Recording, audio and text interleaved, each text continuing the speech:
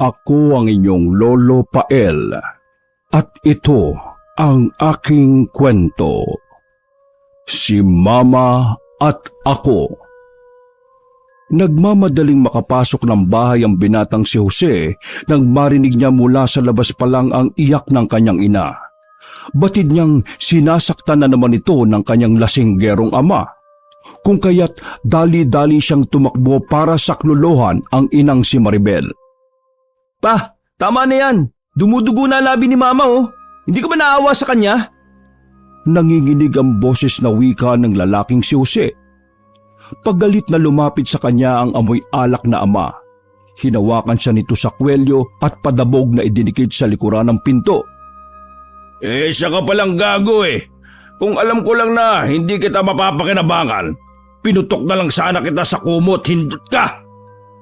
Isang malakas na sampalang natanggap ni Jose mula sa kanyang ama na si Jaime. Bakit? Tumutulong naman ako sa inyo ah. Nag-aaral ako ng mabuti. Sinasabay kong pagbebenta ng kakanin para may pandagdag tayo sa araw-araw. Wala akong pakialam!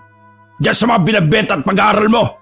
Ang sinasabi ko sa iyo, kung tinanggap mo lang sana yung alok ni Madam Sylvia noong nakaraan, di sana mayaman na tayo. Ang tanga-tanga mo! Saglit na pagtitiis lang naman yon. Mamamatay rin naman yung tao balang araw eh. Hindi mo ba pinatos? Sigaw ni Jaime. Sa lakas ng boses nito ay halos marinig na sa labas ng kanilang bahay. Jaime naman, hindi mo ba naisip ang kalagayan ng anak mo? Gusto mo siyang maikasal sa matanda kasi mayaman? Paano si Joselito? Paano sasabihin sa kanya ng mga kaklase niya kapag nalaman na pumatol siya sa uugod-ugod na? Paano naman yung totoong babaeng gusto niyang makasama? Hindi yun mangyayari kung ipipilit mo ang gusto mo nang dahil lang sa pera. Sabat naman ni Maribel. Lalong nang galaiti ang lasenggo.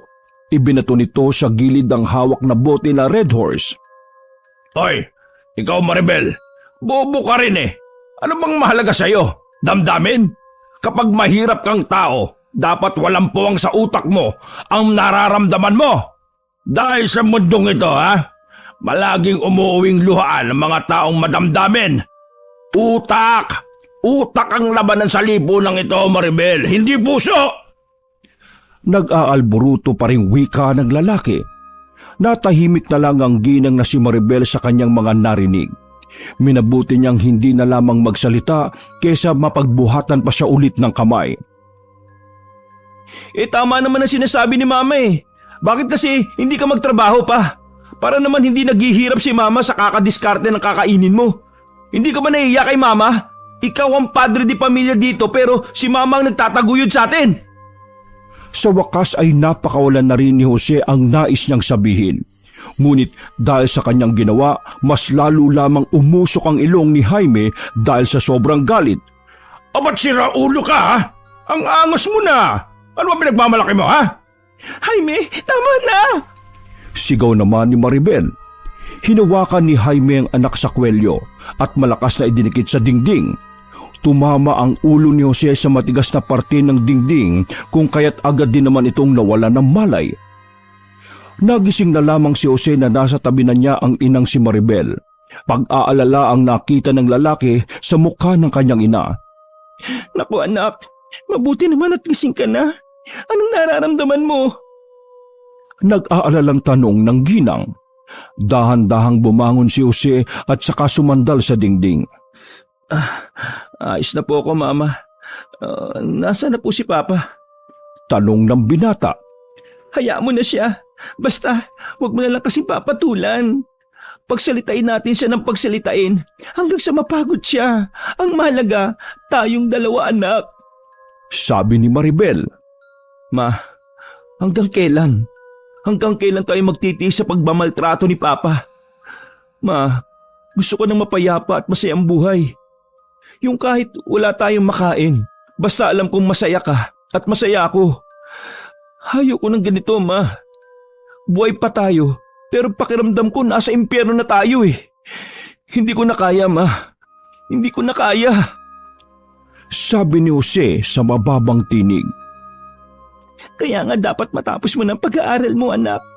Para kapag nakapagtrabaho ka na, makakalis ka na sa puder namin. magkakaroon ka na ng sariling buhay.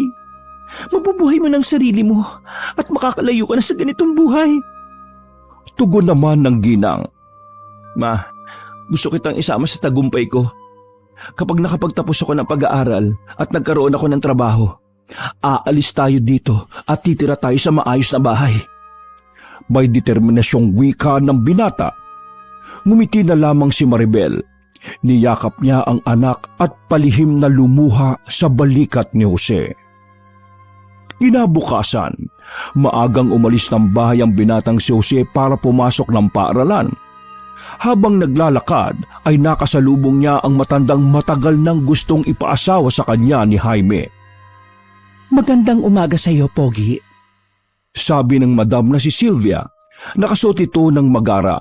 Eleganteng-elegante ang datingan nito na siya namang ikinailang ni Jose. Kung kaya't hindi niya malaman kung ano ang sasabihin niya. Minabuti na lang nitong manahimik. Sumama ka na sa akin. Magiging maganda ang buhay mo sa akin. Lahat ng gusto mo ay ibibigay ko. Panunukso pa sa kanya na matandang babae. Ngunit sa halip na sumagot ay dali-dali lang umalis ang binata. Hindi niya kayang sikmurain ang sinasabi nito sa kanya. Mas lalong hindi naman niya kayang pumatol sa taong mas matanda pa sa kanyang ina. Hanggang sa makarating na si Jose sa kanilang school ay parang naririnig niya pa rin ang nakadidiring boses na matandang babae. Uy, lutang ka na naman ah. Kanina pa kita tinatawag. Wika ng kanyang kaklase na si Devin nang akbayan siya nito sa balikat habang sila ay nasa hallway. Pasensya ka na. Bad trip kasi bro eh. Nakasalubong ko na naman yung matandang babae. Yung sinasabi ko sa iyo na nirereto sa akin ng tatay ko para maging mayaman na daw kami. Irritabling wika ni Jose. Alam mo pre, nung nakaraan ko pa yan pinag-iisipan eh.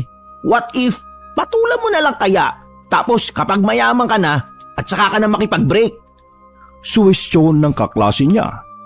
Agad naman napasalubong ang kilay ni Jose. Uy, baliw ka ba? Kilabutan ka nga sa sinasabi mo.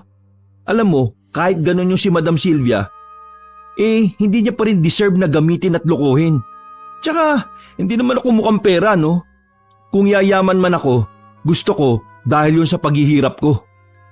Matatag ang pagkakasabi ni Jose. Sa bagay, nakakalimutan ko nga pala na isa kang mabuting mamamayan. Bahala ka, buhay mo yan eh. Sabi na lamang ni Devin. Napapailing na lamang si Jose at saka naglakad na rin sila papunta sa kanilang silid. Mabilis na lumipas ang mga oras noon. Nabagot lamang si Jose dahil wala naman silang gaanong ginawa sa maghapon.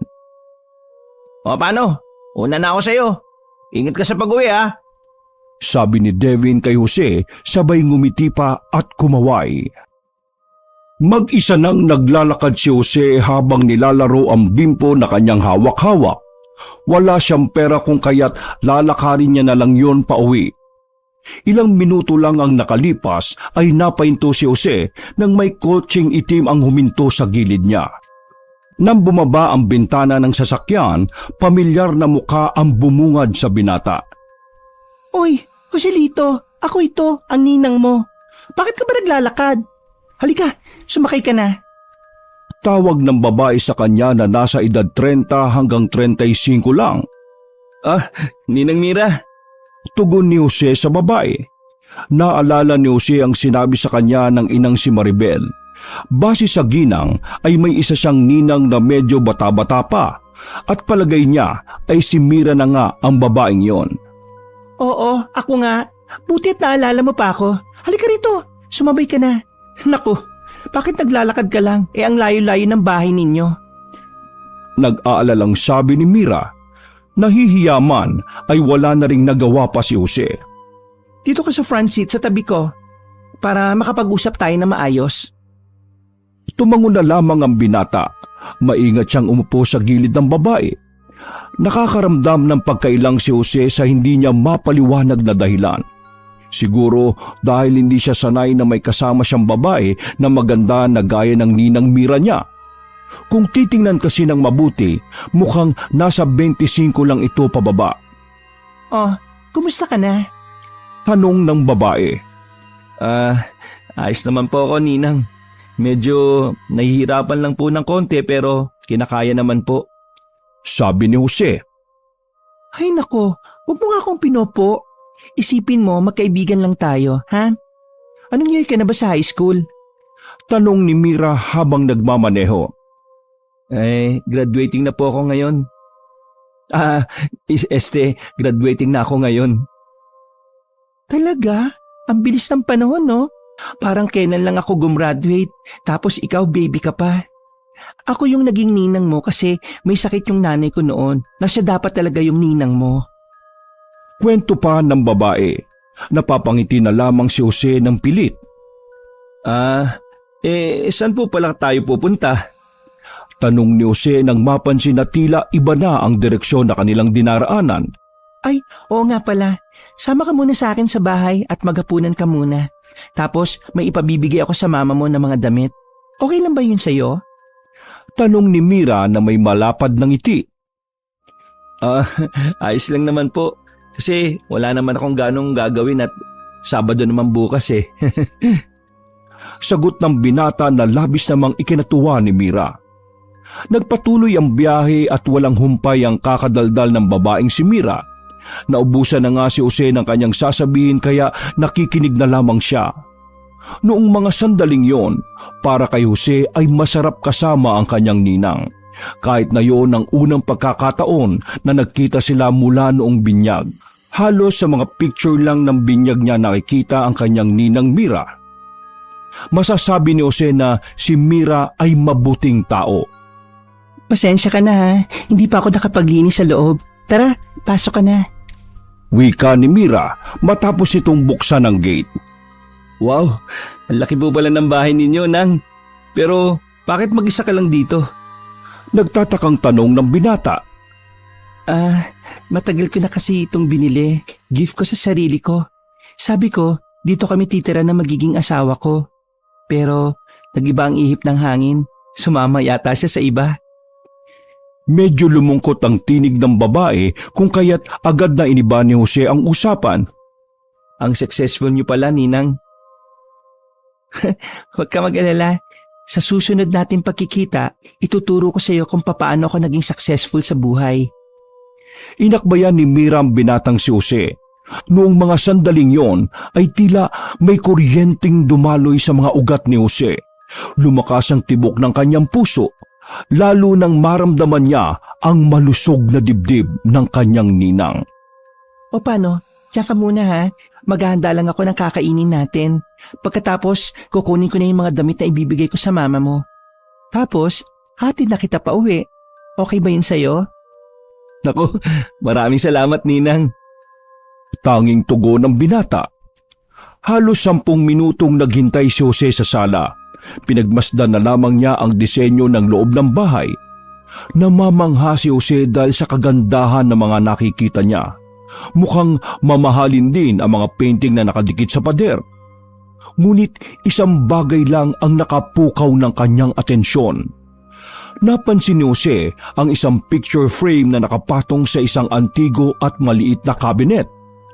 Naroon sa larawan na yon ang kanyang ninang Mira na may kasamang lalaki. Nang hawakan niya ang larawan ay may nakita siyang natuyong dugo. Binitiwan niya agad yon nang maramdamang pabalik na si Mira. Dali-dali siyang umupo sa sofa. Hindi na lamang yun pinansin ni Jose. Itinuon na lamang niya ang kanyang atensyon sa kanyang ninang. Kahit na palagay niya ay parabang may mali noon sa mga sandaling yon. Lumipas lang ang ilang minuto ay natapos na rin silang kumain. 8:00 na ng gabi nang lumabas sila sa bahay ni Mira. Habang nasa biyahe sila, bigla siyang tiningnan ng babae. Makahulugang tingin. Nakangiti at tila ba nangungusap ang mga mata. Hanggang sa naramdaman na lang ni Jose ang kamay ng babae sa kanyang hita. Jose, kapag kailangan mo ng tulong ko, magsabi ka lang ha. Tutal, inaanak naman kita eh. Sa mga pagkakataong yon ay bigla na lamang kinabahan ng lalaki. Hindi niya malaman kung bakit pero tila ba naging weirdo si Mira. Dahilan para madagdagan ang pagkailang niya sa babae. Mahinhin at may bagyang hagod ang pagkakahawak ni Mira sa hita niya. Bagay na mas lalong nakapagpapagulo ng kanyang isipan. Nang makarating na sila ng kanto ng kanilang barangay ay nagpaalam na si Jose. Kumaway pa siya sa loob ng sasakyan. Ngumiti naman si Mira sa kanya. Pag-alis ni Mira ay saka lamang siya nakahinga ng maluwag. Sobrang kinakabahan siya sa ikinikilos ng kanyang ninang. Tila ba may kakaiba doon na hindi niya alam kung ano.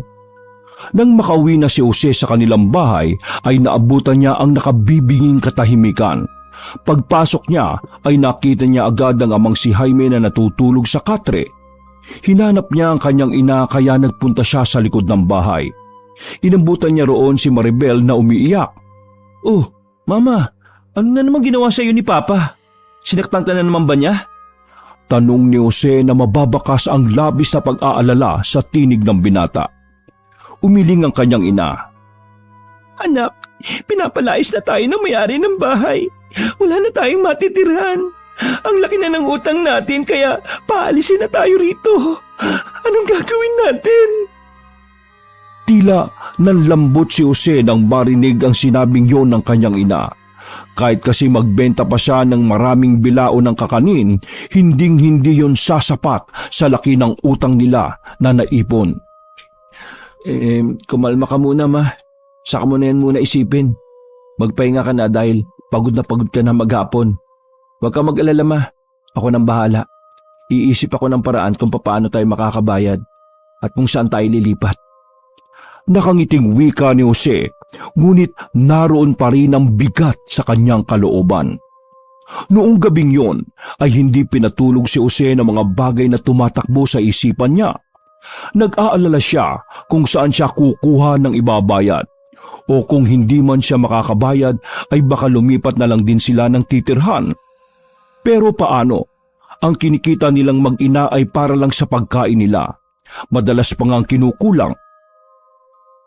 Nakatingin lamang si Jose sa kisame nila na puro agiw. Sa hindi inaasahang pagkakataon ay biglang pumasok sa kanyang isipan ang ninang na si Mira. Para kay Jose ay mas ayos pang hinga ng tulong ang babae kesa naman kay Madam Silvia na katawan lamang ang habol sa kanya. Nakatulog na lamang si Jose nung mga sandaling yon. Paggising niya ay abala na ang kanyang ina sa pagluluto ng kakanin na kanyang ititinda. Nang mapadako ang tingin niya sa kanyang ama ay napailing na lang siya. Nanunood si Jaime sa TV nila na kaunting tapik na lang ay masisira na. Hindi na lamang niya yon pinagtuunan dahil ayaw niyang magkaroon na naman ng gulo. Nang ayos na ang lahat ng kakanin ay nagmamadali na rin makapasok si Jose. Nasa kanto pa lang siya ng kanilang lugar ay nakita na niya ang sasakyan ng babaeng si Mira. Bumukas ang bintana at narinig na tinawag siya ng kanyang ninang. Joselito, papasok ka na ba? Tanong ng babae sa kanya. Lumapit ang binata at naiilang na magpakita ng ngiti. Opo, Nang. Aagahan ko talaga para makapagbenta pa ako sa ibang seksyon. Magalang na tugon ng binata. Kung ganon, isasabihin na kita. Napadaan lang kasi ako dito.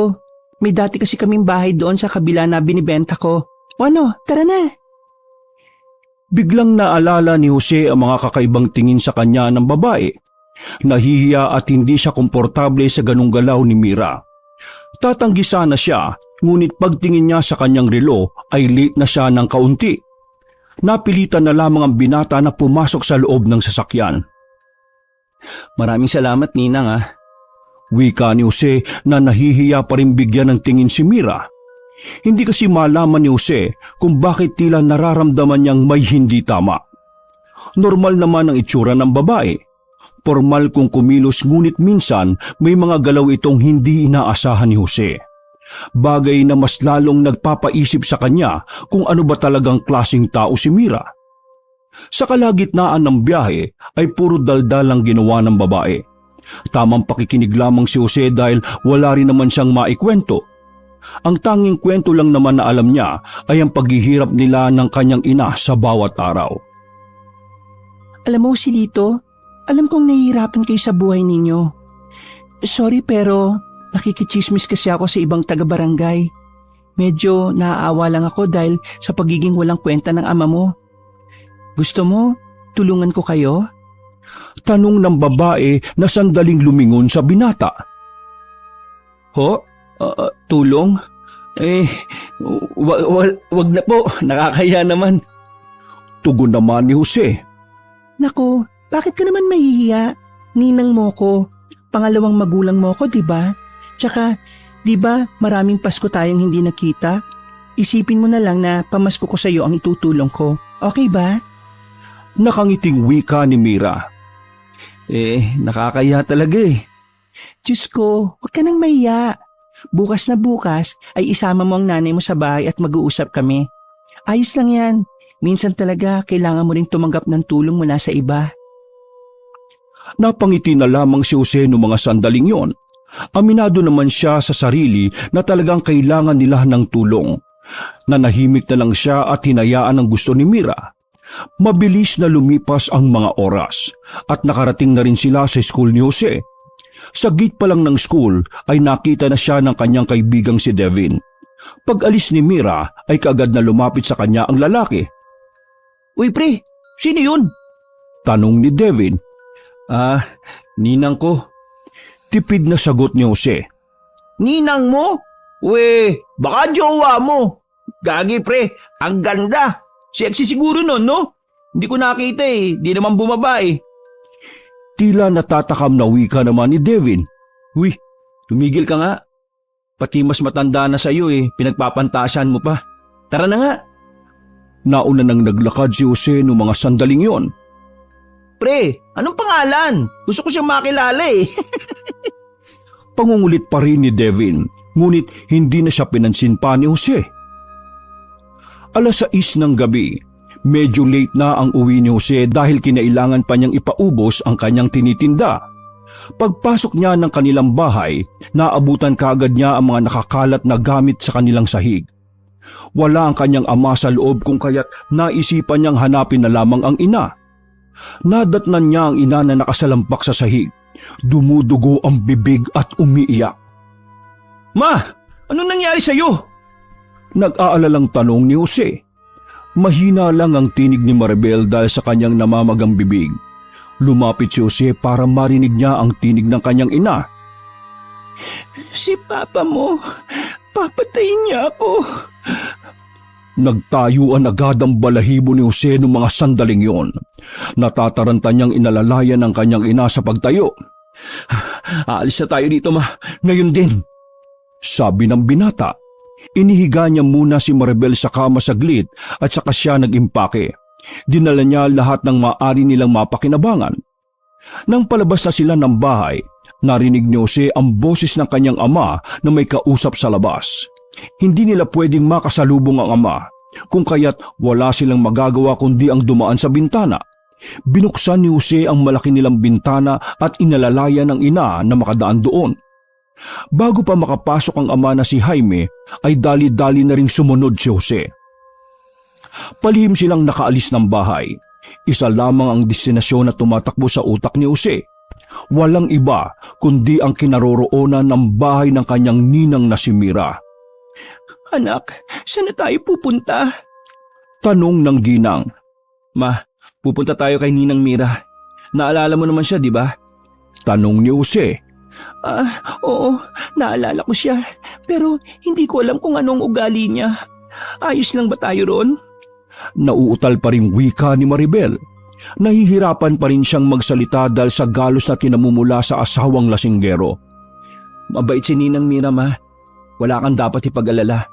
Sa katunayan, gusto ka nga niyang makausap Gusto niya tayong matulungan. Napatango na lamang si Maribel noong mga sandaling yon. Makalipas lang ang ilang sandali ay nakarating na rin sila sa bahay ni Mira. Agad na pinindot ni Jose ang doorbell. Wala pang 5 minuto ay bumungad na mula sa gate ang isang magandang babae. Nawala ang ngiti nito nang makita ang kalagayan ni Maribel. Diyos ko Lord, anong nangyari? Halika, Ate Maribel, pumasok kayo, dali, at gagamutin kita. Hindi nag-atubiling gamutin ni Mira ang namamagang bibig ng ginang. Habang inaasikaso ni Mira si Maribel ay inutusan si Jose ng kanyang ninang na ayusin ang kanilang tutulugan. Umakyat siya sa itaas at pumunta sa kwarto na nasa bandang gitna. Napabuntong hininga na lamang si Jose pagbukas niya ng pinto. Napakaaliwalas ng silid, malayong malayo sa kanilang nakasanayang kwarto. Habang sinasalansan ni Jose ang damit nilang mag-ina, napalingon siya sa pintuan nang may mapansin na may dumaan doon. Nagsalubong ang kanyang kilay dahil hindi niya sigurado kung namalikmata lang ba siya o hindi. Umiling na lamang ang binata. Sa dami ng hindi magandang nangyayari sa buhay niya, pinagpalagay na lamang niya na yun ang dahilan kung bakit siya nakakakita ng ganon. Yung bang tinatawag na hallucination. Ngunit wala pang ilang minuto, nakarinig naman siya ng kalabog. Naintriga na si Jose kung kaya't sandali niyang itinigil ang ginagawa. Lumabas siya ng silid. Narinig niya ulit ang kalabog kaya nalaman niya kung saan yun nanggagaling. Dahan-dahan siyang pumunta sa harapan ng pinakadulong pinto. Pakiramdam ni Jose ay may kakaiba talaga doon sa loob ng silid na yon. Kaya lakas loob niyang hinawakan ng doorknob. Nang mabuksan na sana niya ay narinig niyang tinatawag na siya ni Mira. Isinantabi na lamang ni Jose ang bagay na yon at mas inuna ang kanyang ina.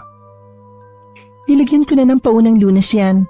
Pero bukas na bukas din ng umaga, aalis kami ng mama mo at ipapacheck ko siya sa doktor. Hindi natin alam kung ano pa ang mga napinsala sa bibig niya. Mahirap na at baka may impeksyon na pala. Paliwanag ni Mira nang nasa sala na silang lahat. Maraming salamat po, Ninang.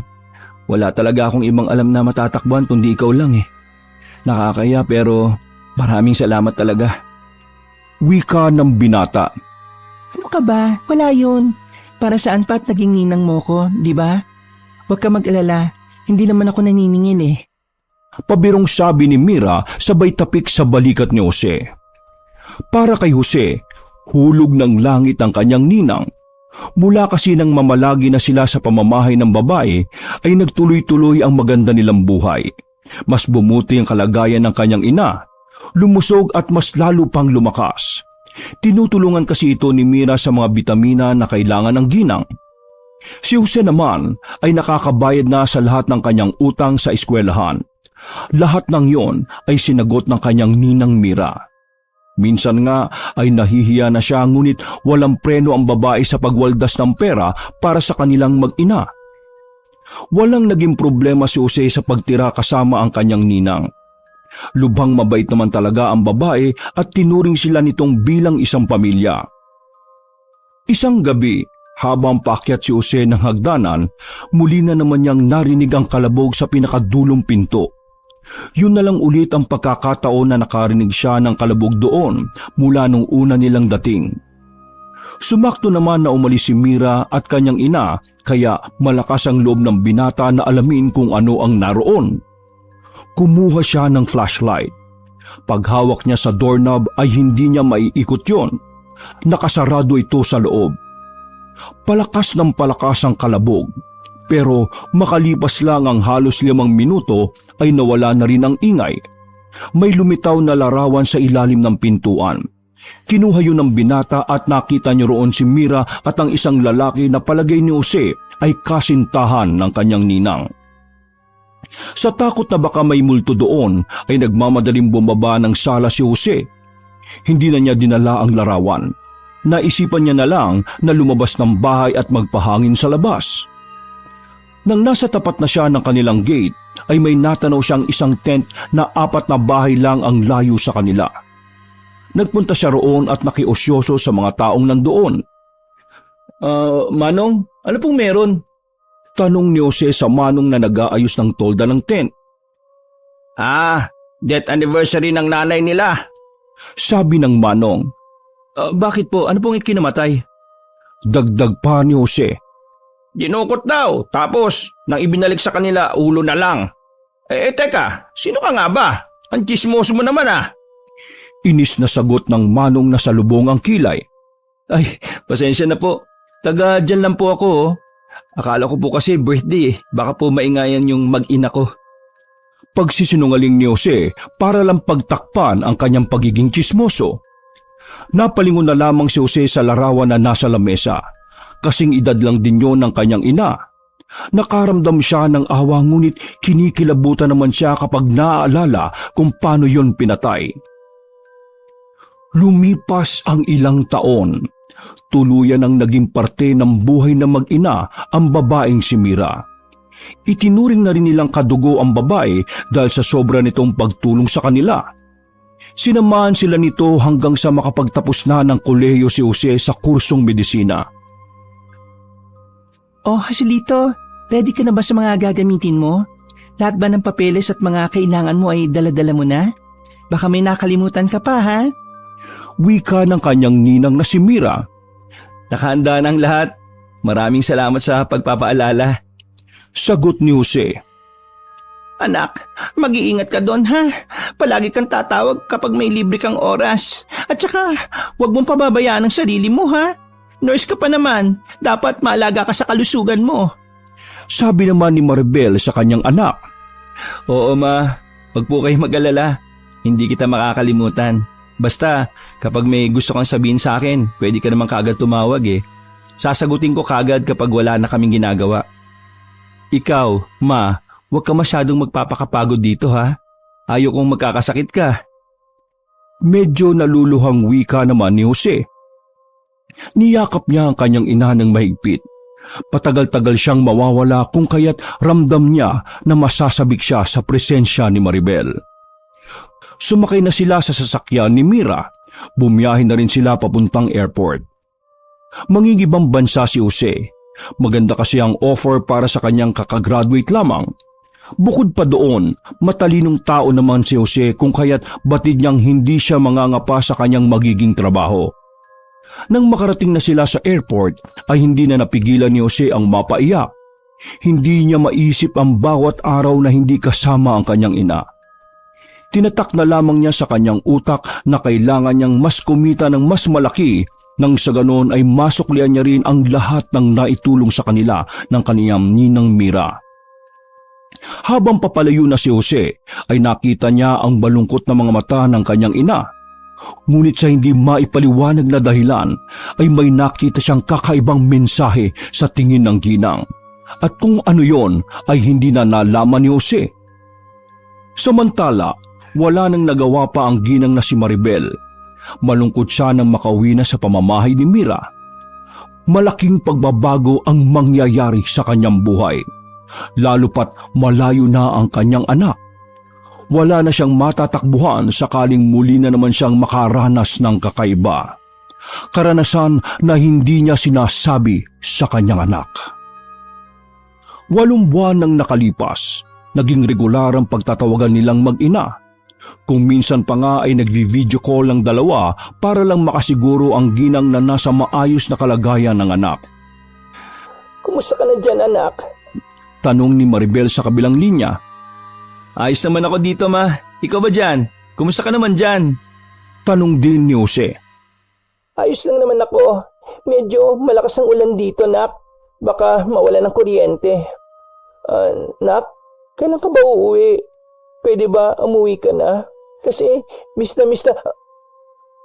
Naputol na agad ang kanilang pag-uusap nang biglang namatay ang kabilang linya. Napabuntong hininga na lamang si Jose. Akala niya ay nawalan ng kuryente sa kinaroroonan ni Maribel kung kaya't hinayaan na lamang niya. Bumalik ang binata sa kanyang trabaho. Hindi mawala-wala sa kanyang isipan ng kanyang ina na nasa Pilipinas. Hindi naman mahirap ang buhay ni Jose sa Canada. Ang nagpapahirap lang sa kanya ay ang pag-aalala sa kanyang ina. Nararamdaman niya kasi na tila ba hindi okay si Maribel. Nilibang na lamang ni Jose ang sarili sa pagtatrabaho.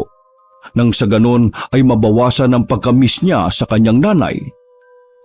Nasa kasagsagan na si Jose sa pagtulog noon, binabangungot siya sa mga oras na yon. Nakikita niya sa panaginip ang kanyang ninang.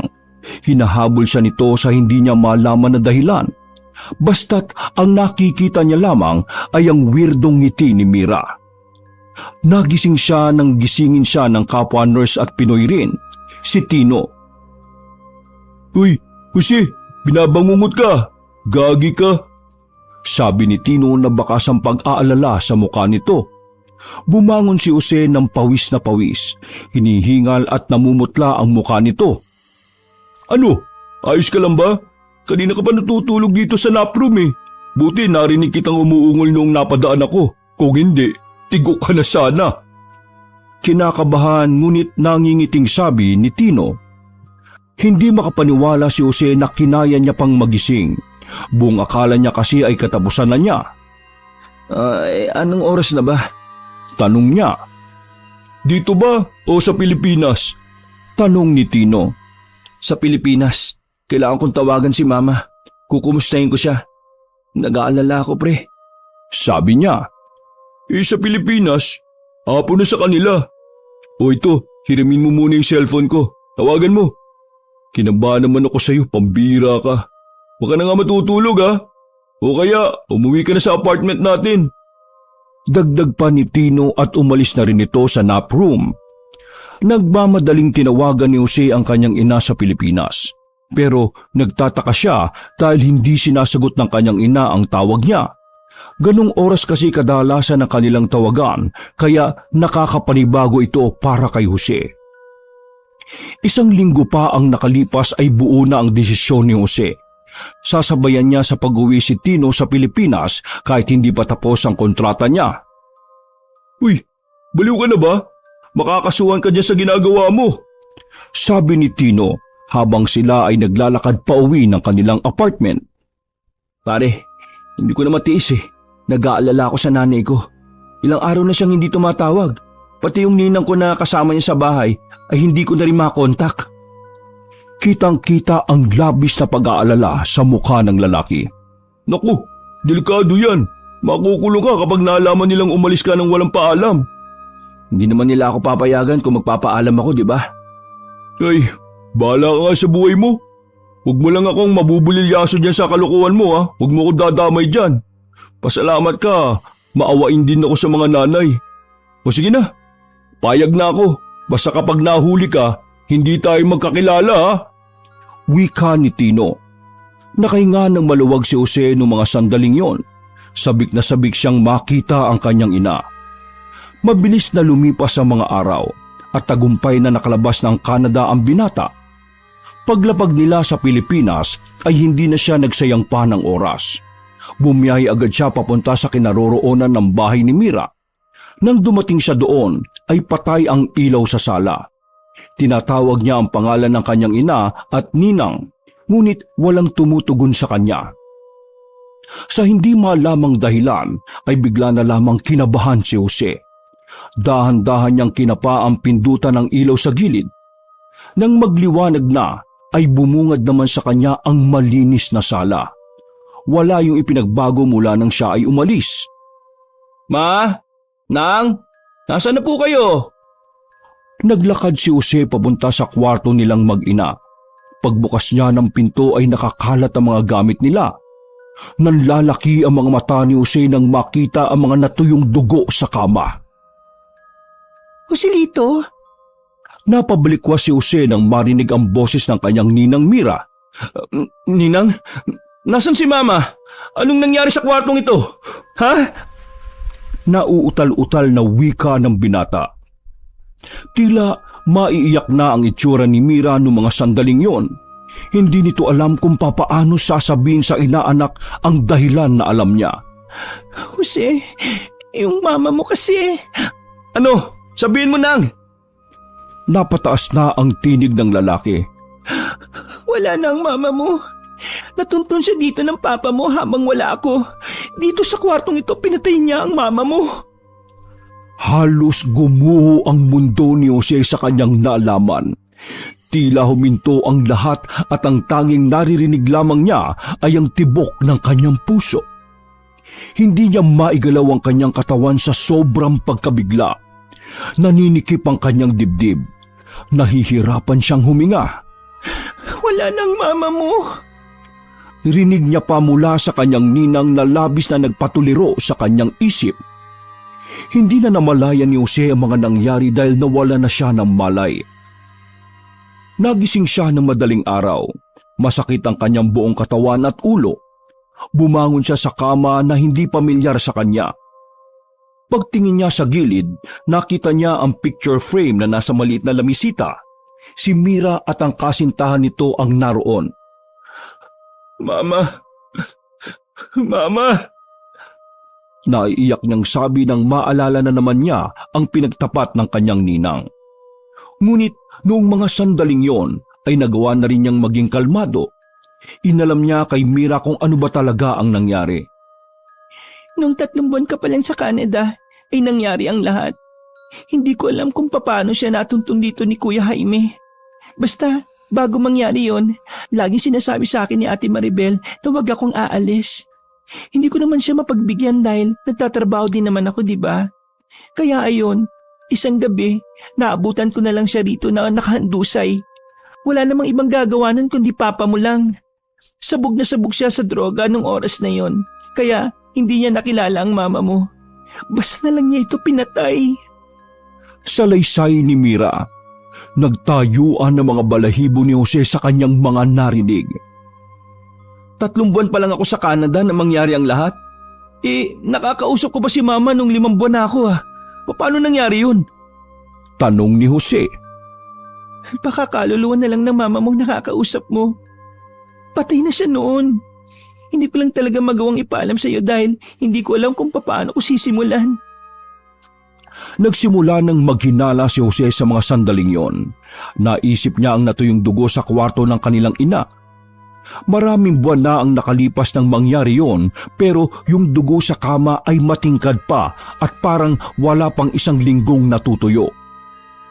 Nang, nakulong na ba si Papa?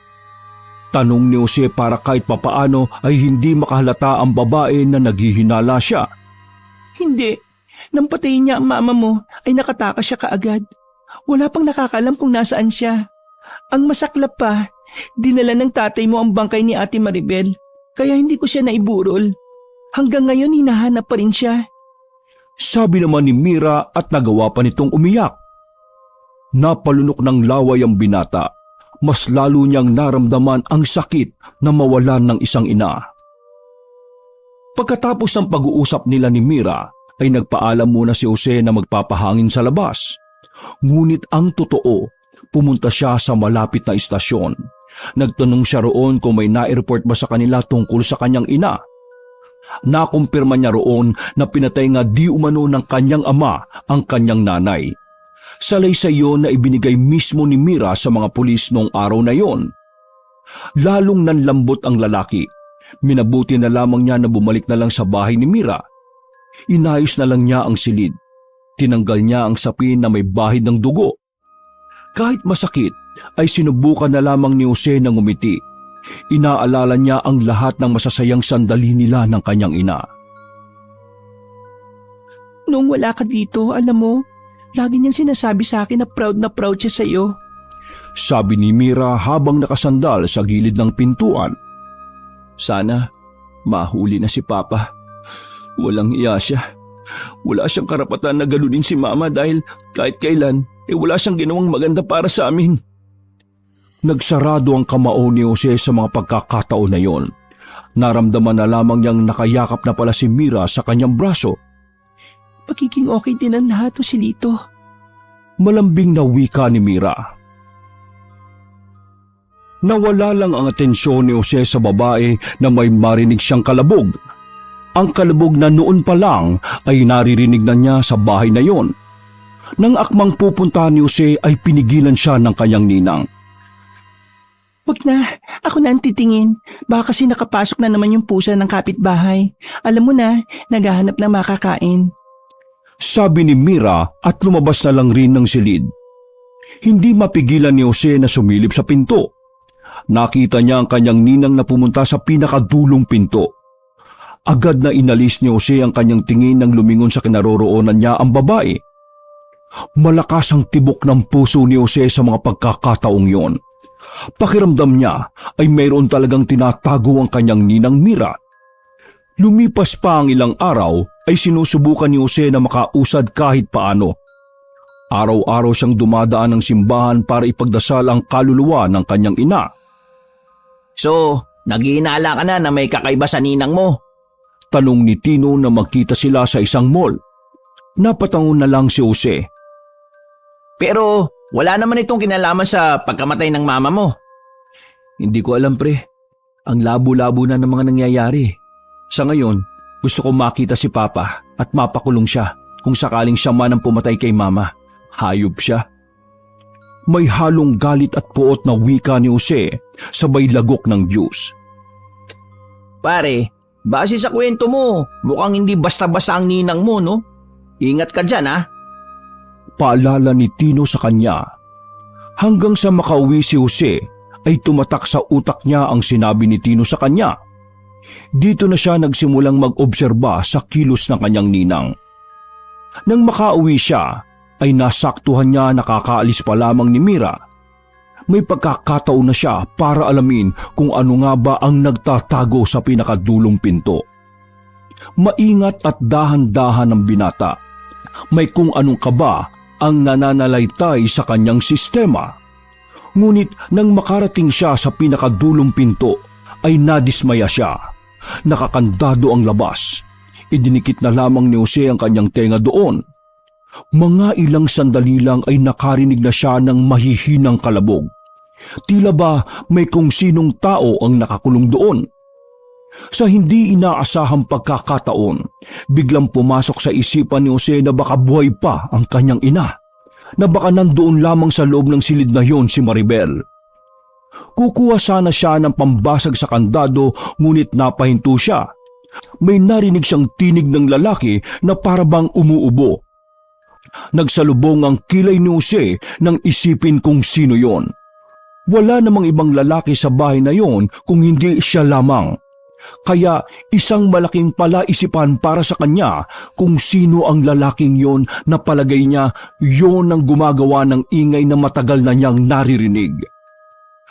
Dali-daling kinuha ni Jose ang maso sa kanilang tambakan ng gamit. Pagbalik niya sa pintuan ay buong puwersa niyang pinalo ang padlock. Nakailang ulit pa siya bago tuluyang mawasak ang kandado ng pinto. Pagkatapos niyang gawin yon, may narinig siyang mga yabag ng paa. Dahan-dahan niyang binuksan ang pinto at puro kadiliman lamang ang bumungad sa kanya. Sino nandyan? Tanong ni Jose na may halong kaba.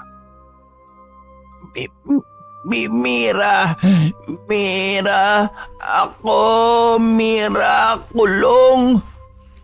Rinig ni Jose na sabi ng isang lalaki na malaki ang tindig. Tumistansya si Jose. Mga ilang sandali lang ay nasilayan na niya ang isang lalaking matangkad. Hubot-hubad. Mahaba na ang buhok nito habang ang buong katawan ay nababahira ng mga natuyong dugo. Nakangiti ito sa kanya at nanlilisik ang mga mata. Ikaw ba, Mira? Tanong ng lalaki nang may nakakatakot ng ngiti. Nang tingnan ni Jose ang hawak nito sa kaliwang kamay, nakita niya ang isang hindi na niya makilala dahil nabubulok na ito. Putya, anong klase ka?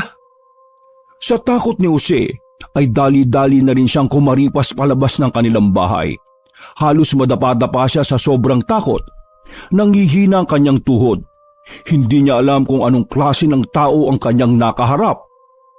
Habang naglalakad siya sa kalsada ay sinubukan niyang tawagan si Tino.